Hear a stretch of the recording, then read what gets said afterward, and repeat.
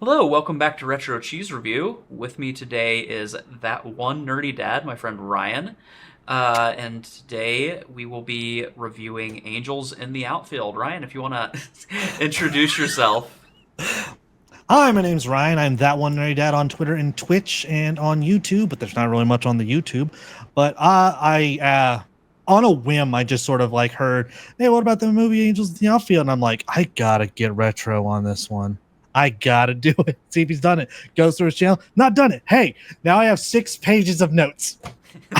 Six and No, a and half, almost seven. I appreciate the note taking. You can tell we're a very professional channel. I'm gonna fully admit that most of my notes are literally I will just message my wife while I'm watching a movie so that I still My see it in wife. Messenger, and then I'll just look through the Messenger like right before I record. So definitely you're far more prepared than I usually am, but it's appreciated. Hey, you invited me on. I'm going to at least attempt professionalism. No, definitely appreciate it, and hopefully we'll have you back on again. So starting off again, Angels in the Outfield, very classic, Disney movie. Good that you chose this one because it just, I think, launched on Disney Plus. I think they Mm-hmm. recently added it. And kind of like just diving in real quick before we do the nostalgia review, Rotten Tomatoes. That's where I like to start. Um, Although I'm getting to a point with these movies that I just don't want to trust Rotten Tomatoes, but the tomato meter for this one, the critics, it was 31% and 49% audience score, which I don't necessarily agree with that. I think that's a little harsh, and Yeah, yeah, but especially for like a '90s sports movie, they're judging but it by the also eyes of modern day. exactly that was what I was going to say because it if I had to give it a cheese review, I give it a solid 4 out of 5. So is that Give it an your 80%. Yep, your that original but review or the current one? it kind of is both, but it sits there for different reasons. Hmm. Yeah, I honestly, that's the worst thing. I was probably gonna do the same. Like when I was a kid and I watched it, I didn't like it as much as like Mighty Ducks or something. I knew it was cheesy, like Yeah, but like, so I would have given it like a 4 out of 5. But on hmm, rewatch, it holds up just as well as Mighty Ducks. I think on yeah, rewatch for me. yeah. Any of the Mighty Ducks, they're all they're all good in their own little ways. Yeah, it's just the '90s nostalgia sports movie, and this one's Hmm. like going through like it's based on a 1950s movie that I've never seen before. Might have to watch it. Probably, I don't know. It's probably going to be pretty cheesy. Um, Yeah, but yeah, like well, so I want to know like why did you choose this movie specifically? you are going to. I for some odd reason, I was just listening to a podcast and someone's like, they're talking about that old movie, like Christopher Lloyd's in Angels in the Outfield, and then they're like, son Matthew McConaughey. I'm like, what? So I like, okay, hey, here's my shot. If it's not the D&D movie, let's do this one. That's another one that we definitely the old D&D movie. I will get my dice tower, which is basically a dragon eats dice and poops them out. Uh, yeah, I will get out my tarot cards of D&D. That's the next one we'll have to review. Definitely, I'll take you up on that. I think you suggested it to me, but yeah, that was the big thing. Like getting back to this movie, like all of Mm-hmm. these old nostalgic sports movies usually have like one or two big cast members, and I always will remember them. I completely forgot with this movie because it was all people that like huge names, but with Now, the exception of Danny Glover, Tony Danza, and Christopher Lloyd, Joseph Gordon-Levitt, all of them were like in Heath the Roger. beginning. But I'm saying with the exception of those three, and like it's funny because they were like on the cover. I'm like looking, the like Tony Danza, Danny Glover, Christopher Lloyd were all kind of like in the downturn of their careers, Yeah, with the and end of yeah, Lethal Weapon for Glover, and then Danza being who's the boss. who's the boss had finished, and Christopher Lloyd had already finished up, like Back to the Future. Although I think this is around the same time with I Adam's think Family. yes, it's about it. I think it's around the same time. Yeah. Thinking, but that's Um, dangerous for me. But like, it threw me off how many big names were like in the early part of their career. Like you had, as you were, mentioning Joseph Gordon-Levitt, baby Joseph Gordon-Levitt, basically like pre Third Rock from the Sun, Yeah. little kid Joseph Gordon-Levitt. You had Matthew McConaughey, who looked like he was maybe 20 years old. And I as soon as I saw him, I go, no, backed it up because Dad, stop doing this to the movie. I go, no, I'm doing this for research. And I go, do you know who that is? You go, no. I go, well, you're not gonna get this, but all right, all right, all right. He's the all right guy? Yeah. Oh my god. I made jokes the entire time I was watching it that like every time that his character like missed like a catch or something, I was like just imitating Matthew McConaughey, being like, "I'm too high for this shit." 'Cause he The is, balls keep getting older, but I stay the same age. I was even I was even making jokes of like, who needs to play baseball? I'm gonna go get some wild turkey. That making really lame jokes about Matthew McConaughey. Hey, they're only lame if you think it. Otherwise, with enough conviction, every good joke's a good joke. Exactly. McConaughey. There was also Adrian Brody was another surprise. Yes, I saw that. I'm like, no. My girl's like, Dad, stop. I can't. Just eat your popcorn. Go. Just sit on the table. It's funny. And I need to pull up IMDb because there was one other actor that I know from everything, and I never remember his name. Are you talking about the guy who punched himself in the face? Yes, yes. Yes, I know who you're talking about. I did not write his name down. Duggan. Yeah, No. he's Dum Dum Dugan, and he's also in Band of Brothers. I always just remember that he has the creepiest eyes. Not from like I even said, like I was telling my brother, not like Rami Malek where he looks like a pup. Okay, yeah. What did you say his name was? Sorry. Neil McDonough. Yeah, and it was weird because I was even saying it's not like Rami Malek where he looks like a pug. His eyes, just the color of them, make me uncomfortable. Like the dude usually plays a bad guy is because of this, and that's why it threw me off with him because he looks like he should be like a bad guy in a war movie or something. Like that's just the look, and he's like a bumbling idiot in this. Are you saying he should have a certain type of hat and wear certain sort of leather boots and do a certain march? Even though he played an American in Band of Brothers, to be fair, but and technically in Captain America. Yeah, but the dude looks like he should get typecast as like, a Nazi in like a World War II film. Yeah. It's the eyes. I don't know, man. They're too like piercing. Yeah, it's right through. Yeah. I think the funniest thing with his character though, because again it made me uncomfortable because I'm used to seeing him play like a bad guy, and he always has like an entire pack of gum in his mouth. No. Okay. So my children noticed this and they're both going, Dad, he has way too much gum. That is an insane. Did he just take the bubble tape and put it in his mouth? No, he did not bite double tape. I don't think I think it's fruit stripe, and he keeps running out of flavor, so he has to keep just like putting more in. Man, you're more of a letdown than fruit stripe gum. Aw. 5 seconds. 5 more seconds. That was me in the 90s when I would get fruit stripe because like just spit the other one out, just keep adding to it. Oh my god! Every time they were like, "That's too much. That's too much gum." Dad, we know better.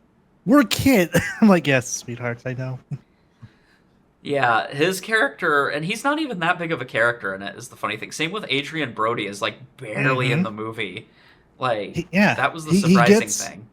He gets the hit when they switch him out for Martinez, I believe, and the Angel helps him there, which Angel count, I have in my journal the number of times they do the signal, how many times Angels assist on camera, and I also have some of the other ones, and there's a B plot, and how many times they say the name of the movie, which is a thing I've heard called roll credits. Yeah. So when we get to the end of this, I will give you the numbers. Every time, because I'm used to Family Guy, so every time they said the name, I always do the they said the name, they said the name. Oh, they did the thing. They did the thing. I'm telling you, these drug dealers represent a clear and present danger to the United States. He said it. He said it. All I'm saying is, what if this is as good as it gets? There it is. There it is. The only way for me to solve this crisis is to be Superman 4, The Quest for Peace. Oh, that's why they call it that. Yeah, they do it a lot in this movie. The other actor that I forgot to mention was they had. So I don't know if you noticed, but the foster, the mom the lady running the foster house. Maggie. Yeah, It's Brenda. It's Brenda something. Brenda F. I forget what she's from. She looks so familiar. She's from Home Alone 2. She's the pigeon lady. She's the pigeon lady. Thank you. That was bugging me so much. She's playing an American in it, and this is like, I'm pretty sure like an Emmy or Oscar winning actress. But you keep hearing her Irish accent. Like every so often, she'll say a word, and it'll just be like, "We know you're Irish, lady." All right, boys.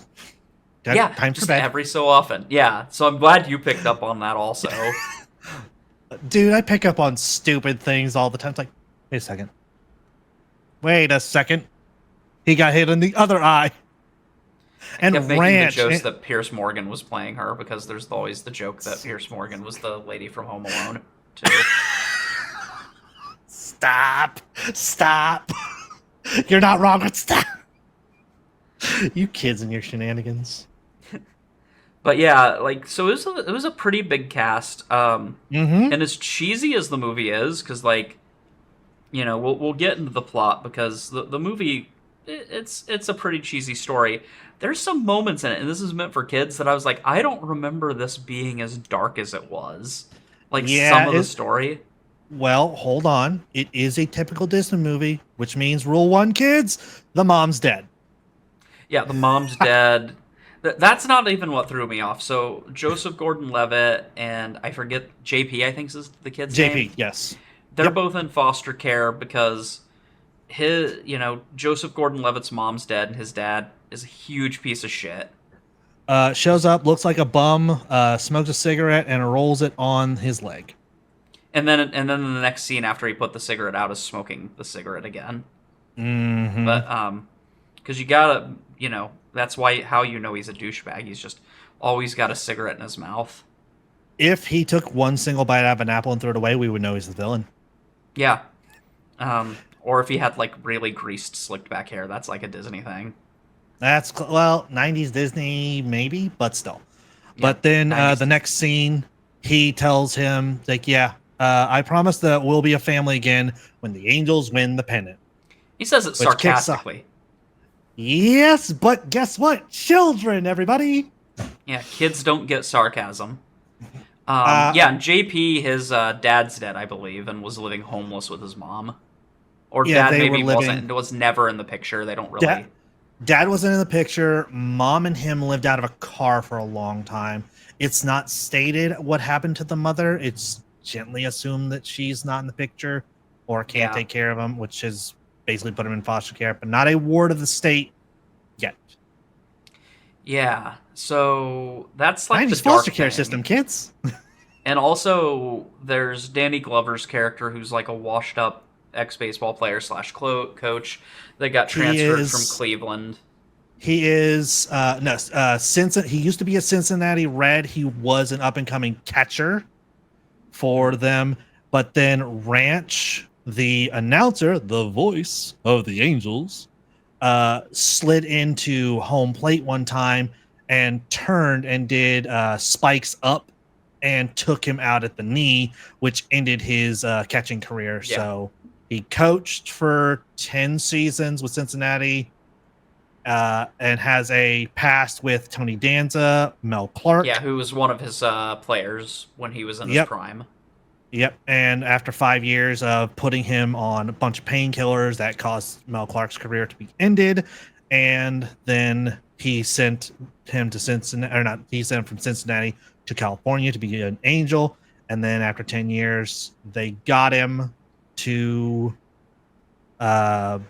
California to be the coach of the Angels, but he does have an ill temper, but he's got a heart of gold underneath all that darkness.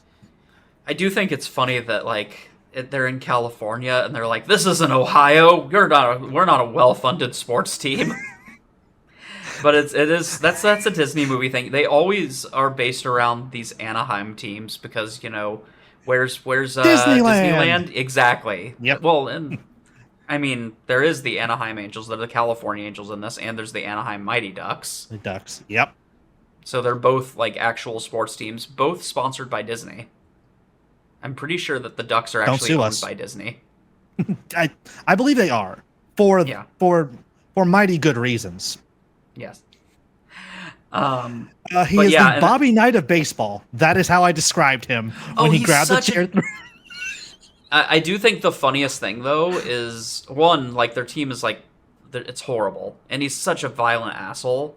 But then the other thing is like he specifically says in like the first, like one of the early scenes with him, "I hate kids."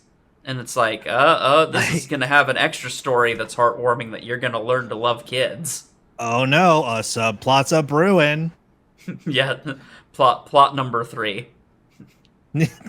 Oh, we're not even. This is a plot A3, so we haven't even got to. Let's see, Neil McDonough gets hit with a bat. There's also an idiot and the pitcher and chews so much gum. This is what I've written down.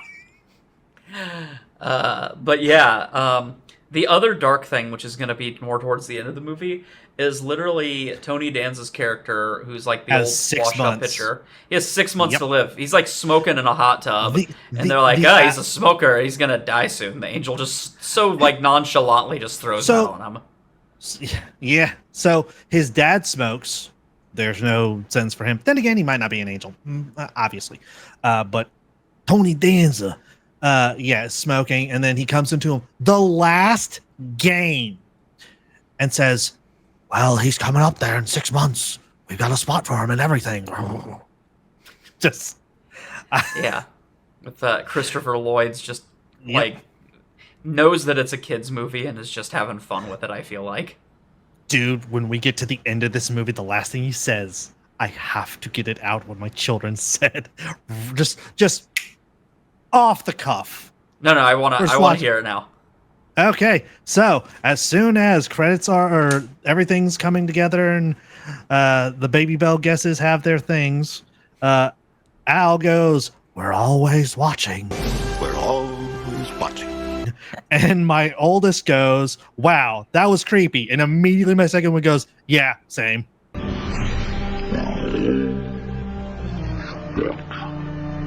It's Christopher Lloyd. He's allowed to be creepy. He's an American treasure.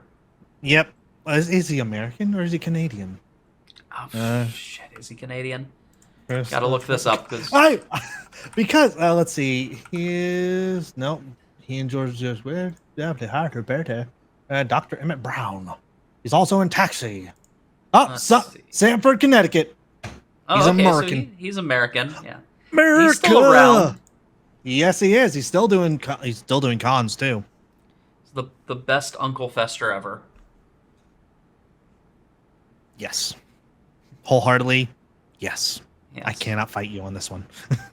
But yeah, like I'll go ahead and do like a quick over the plot. Like typical sports movie with this. There's Joseph Gordon-Levitt, as we mentioned. He's an orphan. Sort of. His dad, hasn't made him an official ward of the state. His dad's a douchebag, tells him they can't be a family unless the Angels win the pennant, as we touched on. So he wishes, he prays to God, let the Angels win the pennant. And then it just so happens we can be a family again. Yeah, and then he just so happens to get the free like kids day where they take foster kids to the Angels. Angels are a crap team, but the actual Angels start showing up and helping them while he's there. So let's break this apart. Angels will be the flappy wing people, and then the players will be the players. That'll make it less confusing. Exactly. That's my point. But yeah, so there's like a meet and greet after, and he mentions that there were angels. Danny Glover thinks he's crazy, but then starts actually questioning the players. They gave me a psycho kid. Don't they vet him? My favorite line even comes up during the meet and greet of what's Tony Danza's character's name? Mel Clark. Mel Clark, and JP's like, "You used to be Mel Clark." Yeah, I used to they be. used to be. So And then he walks away from all the fans. that are He's just waiting so for like his autograph. irritated by that. Wow, thanks, Yeah. kid. My kneecaps just needed another hit. So they have that. After Danny Glover talks to the players that made these miraculous plays, he gets a little suspicious and goes to the foster home, and essentially invites Joseph JP and Gordon-Levitt. Roger. Yeah, JP and Roger to the next game. It continues kind of to where, like, essentially They're he giving a starts believing babysitter. him. Yeah, they're giving a babysitter, Who- David. It's weird. Yeah, He's look, not a this- bad guy. He's not a bad guy, and they treat him like such shit. It's not. Hey, here's the thing. It's kids. Trust me. It's just kids being kids. It's just every single bad thing that happens. As I have stated, David can't catch a break. Ha ha ha. He sits on his nachos, and I look at my daughters, and they go, "Look, it's butt nachos," and they go, "Butt nachos?" I go, "Yeah, because they're cheeky." And they just Wait. stop. I gotta do. I don't have the bump on my sound. Just splice it there. But no. Yeah, that I actually feel bad for the guy. He's in a business suit and he's an older guy, so you're supposed to think that he's all stuck up, but he's really just trying to do what he can.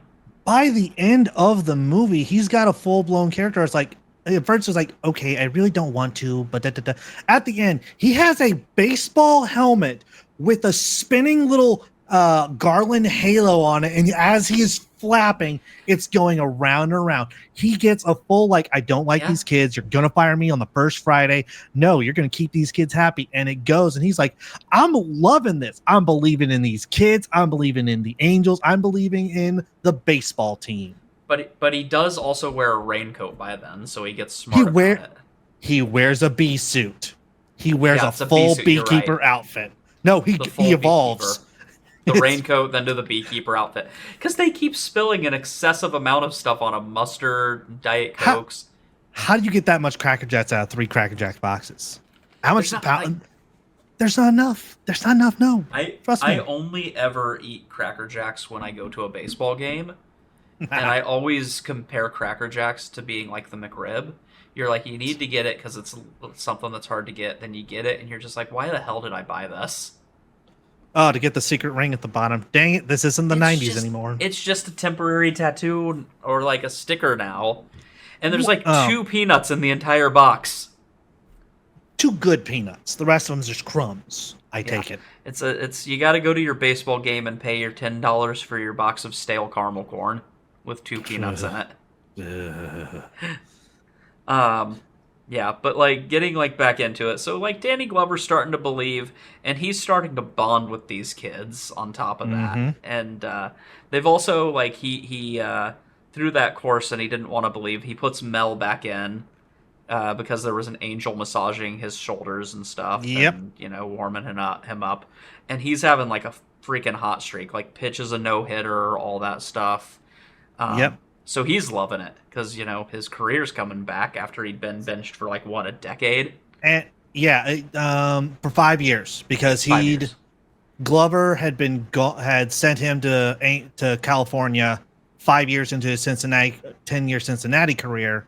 So from that, if we're going from point one, but it's been a long time, half a decade minimum. That's a long time for a baseball player to be benched. Because he'd been pushing so many pain pills on him, he wasn't noticing his arm was getting all funky. Yeah, I thought it was steroids, but I think you're right that it's pain pills. He said it was pills, and he said, you were the one stuffing pills down my throat, and Glover responds with, yeah, but I'm the one with the brain who didn't take them. Yeah, which is such a jerk comment. Yeah, but he still has not reached I need to change. If I change and I believe, then everyone else around me can change for the better too. It's good thing happens, passes on, good thing happens to everyone around. Which is like the moral of the entire, movie, I feel like. Yeah. And in the plot, like, Danny Glover's becoming a nicer guy. He's almost becoming a father figure to them.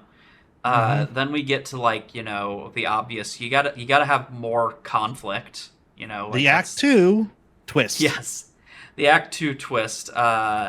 So Roger has his court case for his dad to show if he's like a ward of the state or whatever. That happens to fall on a game.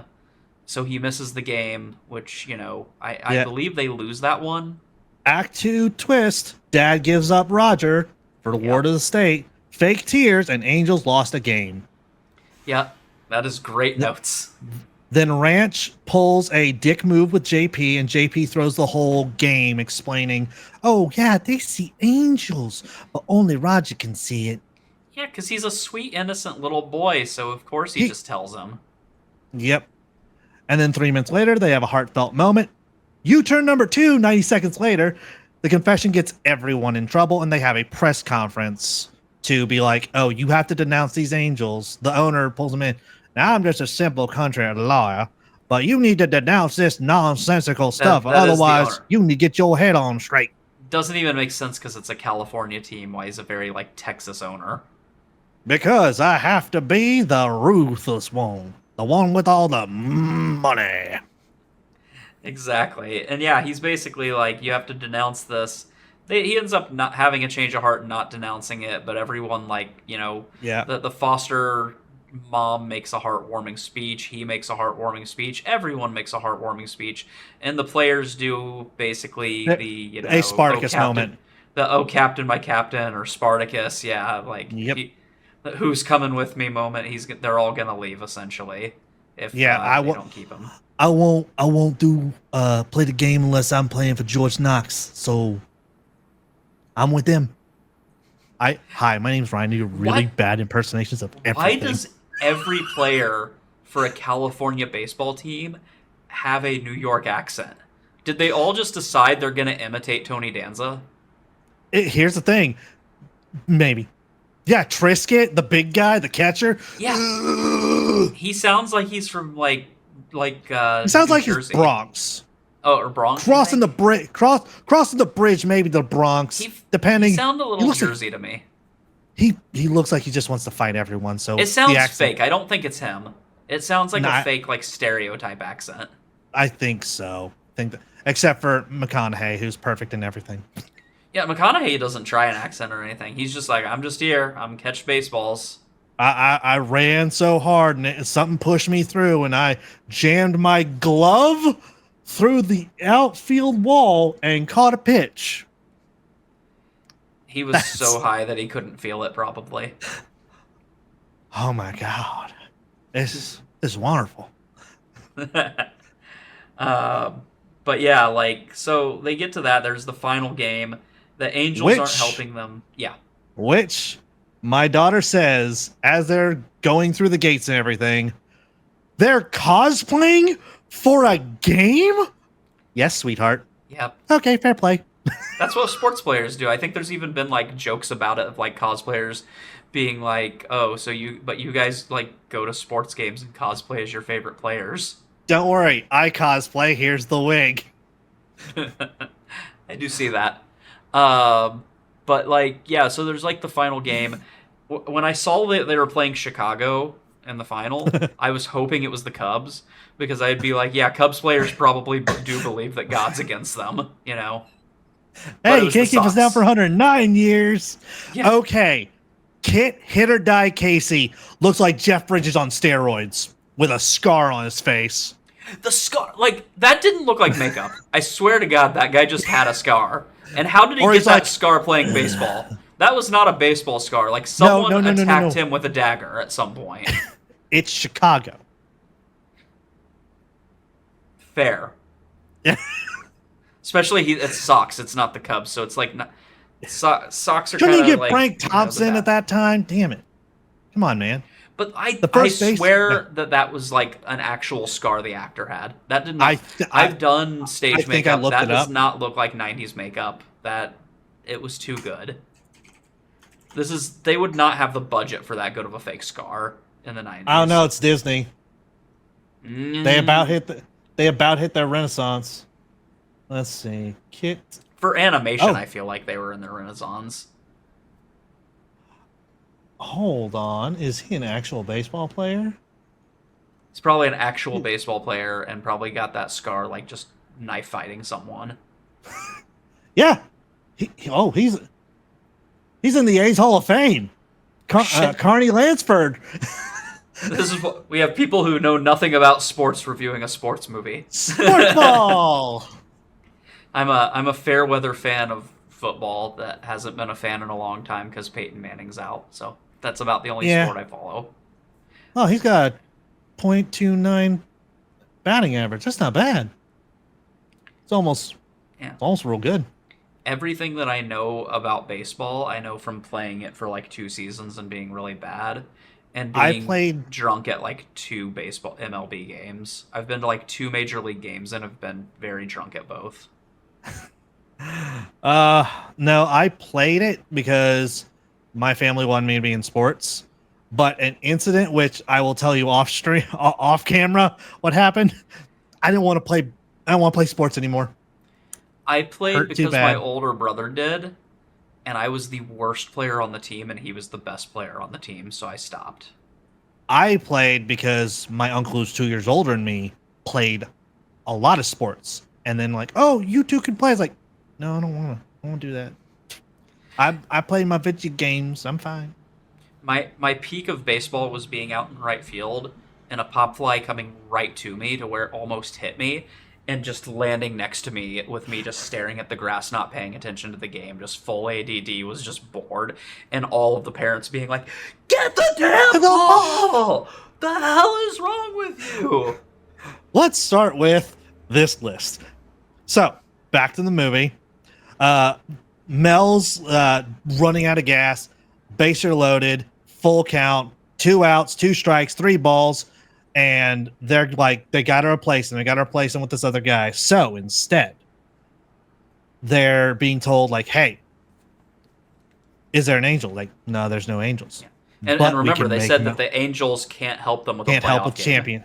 Yep, it's basically the rules for like any magical creature. We can help you, but when there's championship involved, no. Like with Cosmo and Wanda in Fairly Odd Parents, they couldn't help Timmy with a quiz show because like, oh no, it's for actual money. The rules have stand the test of time, but it is Kit Hit or Die Casey, who is Jeff Bridges with steroids and a scar.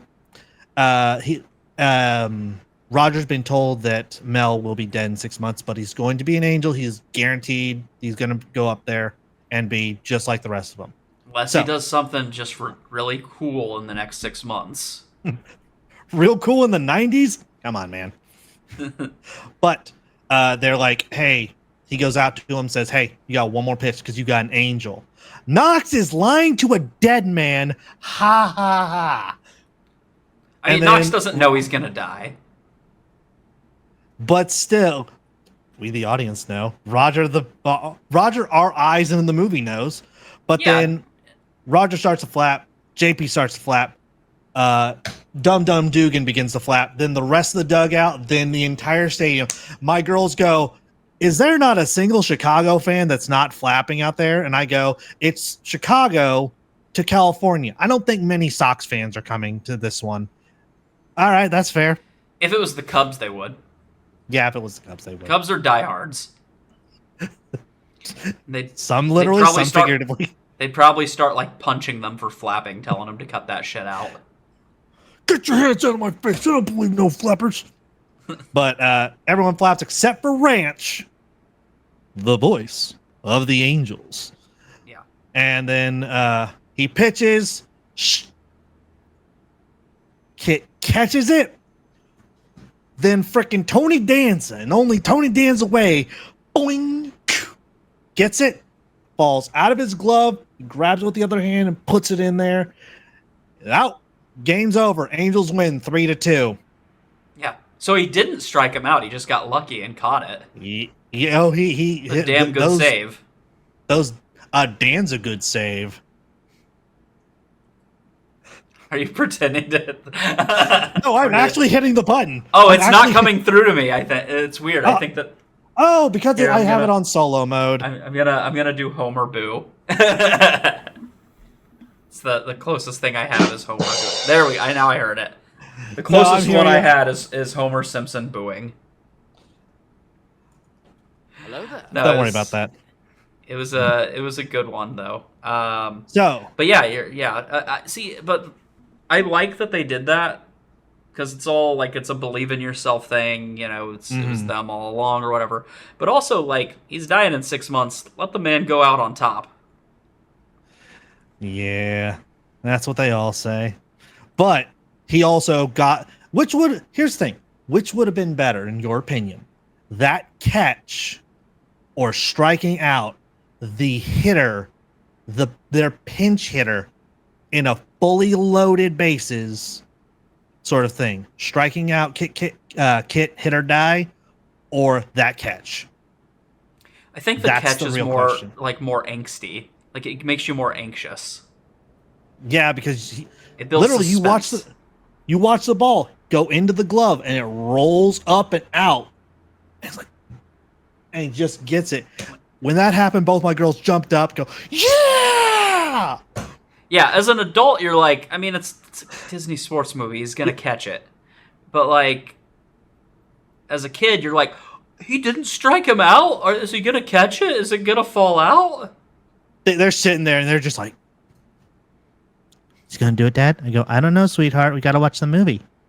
Yeah. Just watch the movie. Shut up, watch the movie. I love you. Shut up, watch the movie. You just gotta tell your kids. It's like it's Disney. It's gotta be a happy movie. And be like, have you seen Lassie?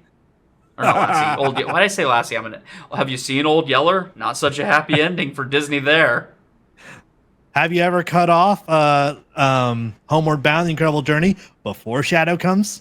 Oh no, that's just messed up. That's child abuse. It's not abuse if the power goes out, all right? I feel like no, that's messed up. Like so the That's power God's divine intervention. That's my angel. It's the opposite of if you ever watched Friends.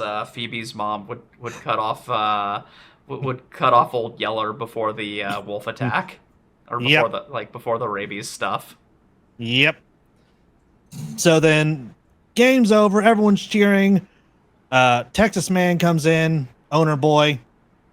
Ranch, you're fired. And Wally finally gets his day in the sun because the B plot has been Ranch has been giving Wally, the other younger, hipper announcer, a lot of crap. But less is more. Ranch, click, shuts him off, turns him on. He's a terrible announcer for their team because he's supposed to be their team's announcer, and all he does is talk shit about their team. He really does a lot on Knox too. Yeah. He's just like they're winning, and he's like, "When are they gonna finally start being the losers they are?" You know, pretty much. I ran this team better. He was actually the owner before Knox. Oh, I didn't know that. So yeah, it's subtext, and I have notes. You do have all those notes. This is the last page. Good, because See, with you, it's like having a professional channel. I try my best, but I make no promises. I am human. So back to the movie. Angels win. So the kids got decked out with everything Angels. Yeah. Not gonna lie. They Bed just kept sheets, giving them bedspread. everything. Like they instead of sleeping in sleeping bags, they have a full set everything. They have a fax machine above their TV now. Kids, fax machines are things they used back in the day. Now, if you want to, Google. I'm not explaining it. I had to explain to my kids, and they didn't understand it that well. I said Fax email. machines were awesome. Yes, they were also fun to use. Fun to play with, not to eat. So, I took my kids out of the room. I paused the movie, and I go, this is our Baby Bell guess, which that's why I call it, since we did cheese review, Baby Bell guess. I go, okay, so social services called, and they're talking about Roger. I go, okay, so Aurora, my oldest, which do you think it is? Who do you think called? And she goes, George Cullen is going to adopt. Okay, all right. Now, what about JP? He's going to take him too. And Nora, my youngest, said, well, I think it was I think it was the coach, and I hope he gets I hope he gets them both. Okay. So I put down Jordan adopts both. And when I hit the play button and everything, they're like, "Yeah, we were right!" Cheers all around. They're happy. They're ecstatic. George has a really nice place. He has one of those big towers with a CD player because you can see all the CDs in the background when he's getting sentimental in his apartment about being the MVP for the Cincinnati Reds. He picks up it. He goes through his old box of crap. You know, we all have the box crap for when we're our glory days, if we ever had them, and picks up and just you see his magazine for player of the year as a catcher, all that stuff. So yeah. So in all technicality, he got his wish. His prayer was answered. He did get a family if the Angels won the pennant. Yeah. Yay! Wait. There we go. I just hit an applause button. Cool. I don't know if you can hear it on your end. I can hear it. I just hit you with John Cena. But no, yeah, it was the ultra happy ending. That's what they would call it in Wayne's World. Let's do the ultra happy ending. Happy ending. Yeah. But no, like he even's like, you're gonna be a family. You know, like it's cheesy, but all 90s sports movies were cheesy. Yep. And when you look this up, similar movies are Sandlot, Rookie of the Year, Mighty Ducks, and The Big Green. So I'm like, fair. yeah. Yeah, and this one had like the supernatural component to it and everything, but at the end of the day, it's kind of the same thing. It like happy ending for your family, they win the sports, and it, you know, had even more to it than like Mighty Ducks and stuff, because like literally a couple kids got their family, you know, they adopted. Mm-hmm. And it made the coach a better person. Yep. And Tony Danza died. Rest in peace. You were never the boss. But love me some Tony Danza. At the end of the day, now also remember I have 2 children, 8 and 10, watching this movie with me, so my count might be slightly off. Arm flaps the signal for that there are angels 4 times. Angel assist seen on TV. Just like the quack, quack, quack. Very similar. The angel assist that I counted, and I have rules for angel assists. I made rules for these 11 times. So if an angel interacted with a ball, or interacted with a player, or interacted with staff, such as the one time George Knox like, "You called that a play? That is a astute observation and great baseballing. Thank you. I appreciate that," and walks away. That counted. Angel just lowered his blood pressure. Significantly. Singing together does not count. Boosting morale, such as when he was playing Take Me Back to the Ball game, and singing with them, did not count. Messing with the ball, like when he was like, woo, woo, woo, and the ball was going everywhere, and Ranch couldn't figure out how many total errors there were, which went up to 19, that does count because that's technically angel interference. Yeah. And roll credits, they said it 3 times in the movie. There's angels in the outfield. He said it. He said it. And honestly, like movies like this, like I don't have kids. Not really a kid person, to be honest. I enjoy reviewing movies like this with my friends who are parents. I reviewed a lot of movies with my friend John. The biggest one that we did was the Honey. We blew up. I blew up the kid. Baby. Yeah, I blew up the kid. Yeah. And it's good with these movies to get a parent's perspective because they are, especially this one's similar because there's like kids really heavily involved in the movie. Well, and even that's the foster, a parent. Yeah. See, and you even got the dad jokes. I know. I could even do when a joke becomes a dad joke? When it's a parent. But yeah, like, so... Thank you, everybody. That's it for me. We already gave our review, so I think we both said 4 out of 10 even on a rewatch, right? Yeah, Or 4 out of 5. 'cause- Why did I say out of yeah. 10? 4 out of 5. 4 out of 10, out of 5, out of 3. Good night. Yeah. But yeah, it's when I was younger, it was a good movie, but I'm like, okay, some things went over my head, and what was he's like? He's gonna be up there in 6 months. Is he going up to like the booth to be an announcer now? So on and so forth. I didn't catch on, but again, stupid kid. Now I'm like, okay, there's a lot of religious overtones here. It's fine. It's cool. It's great, grand, wonderful. Just pull it back a little bit because I don't need like, oh, God. You believe in God. You gotta believe in angels. I'm coming to that in Supernatural right now.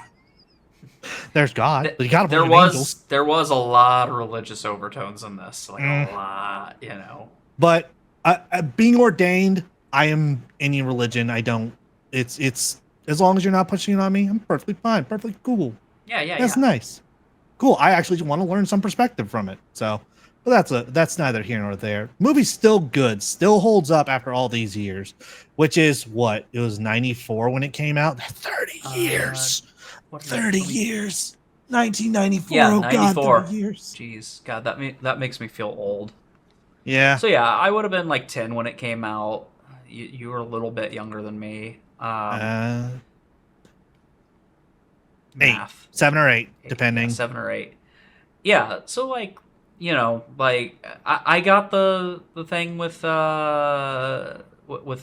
Tony Danza dying, but also like I was exposed to some pretty messed up movies and stuff as a kid, like Secret of Nim, Land Before Time, Dawn Blue, like Return of the Living Dead at like a very young age. I was watching horror already at this age and reading my grandma's Stephen King novels, so I got some of this stuff, but like all in all, like I think as a kid I preferred the Mighty Ducks series, but like rewatch, I think it holds up just as well as Mighty Ducks 2 did, like easily. Yeah, here's the thing. I enjoyed it. My kids enjoyed it.